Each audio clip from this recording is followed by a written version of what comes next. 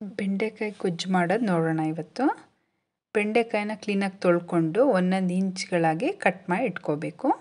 ತುಂಬ ತೆಳ್ಳಗೆ ಮಾಡ್ಕೊಬೇಡಿ, 1 ಇಂಚಿರಲಿ. ನೋಡಿ, ಈರುಳ್ಳಿ, ಒಣಮೆಣಸಿನ್ಕಾಯಿ, ಟೊಮೆಟೊ, ಕಾಯಿ, ಈರುಳ್ಳಿ, ಕಡಲೆ ಇಷ್ಟನ್ನು ರೆಡಿ ಮಾಡಿ ಇಟ್ಕೋಬೇಕು.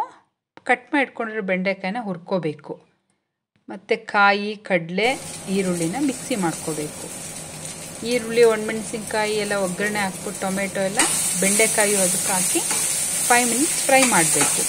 ನಂತರ ಹುಣಸೆ ಹಣ್ಣು ರಸ ಹಾಕಬೇಕು.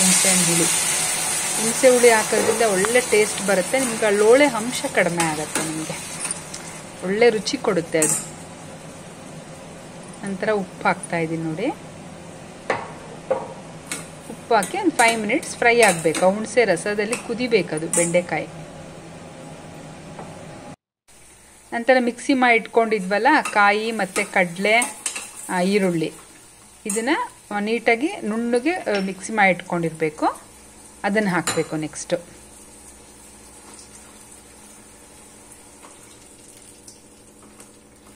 ಇದನ್ನು ಹಾಕ್ಬಿಟ್ಟು ಖಾರದ ಪುಡಿ ಮತ್ತು ಅರಿಶಿನ ಎಲ್ಲ ಹಾಕ್ಬಿಟ್ಟು 5 ಮಿನಿಟ್ಸ್ ಕುದಿಸ್ಬೇಕು. ನೋಡಿ, ನಿಮ್ಮ ಬೆಂಡೆಕಾಯಿ ಗೊಜ್ಜು ರೆಡಿ ಆಗೋಯಿತು. 5 ಮಿನಿಟ್ಸ್ ಅಷ್ಟೇ. ಕಡಿಮೆ ಇಂಗ್ರೀಡಿಯೆಂಟ್ಸಲ್ಲಿ ಒಳ್ಳೆ ರುಚಿಯಾದ ಬೆಂಡೆಕಾಯಿ ಗೊಜ್ಜು ರೆಡಿ ಆಗುತ್ತೆ ನಿಮಗೆ. ದೋಸೆಗೆ, ಚಪಾತಿಗೆ, ಪೂರಿಗೆ ಎಲ್ಲ ತುಂಬ ಚೆನ್ನಾಗಿರುತ್ತೆ. ನಮ್ಮನೇಲಂತೂ ರೆಗ್ಯುಲರಾಗಿ ದೋಸೆಗೆ ಮಾಡೋದಿದು. ದೋಸೆಗೆ ಒಳ್ಳೆ ರುಚಿ ಕೊಡುತ್ತೆ ಇದು. ನೋಡಿ, ಚೆನ್ನಾಗಿ ಕುದೀತಾ ಇದೆ. 5 ಮಿನಿಟ್ಸ್ ಅಷ್ಟೇ, ಜಾಸ್ತಿ ಟೈಮ್ ತೊಗೊಳ್ಳಲ್ಲ ಇದು. ಕಡಿಮೆ ಇಂಗ್ರೀಡಿಯೆಂಟ್ಸ್ ಬೇರೆ.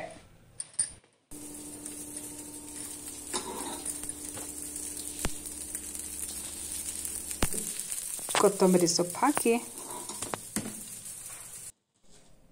ಗಾರ್ನಿಷ್ ಮಾಡಿದ್ರೆ ರೆಡಿ ಆಯಿತು ಬೆಂಡೆಕಾಯಿ ಗೊಜ್ಜು.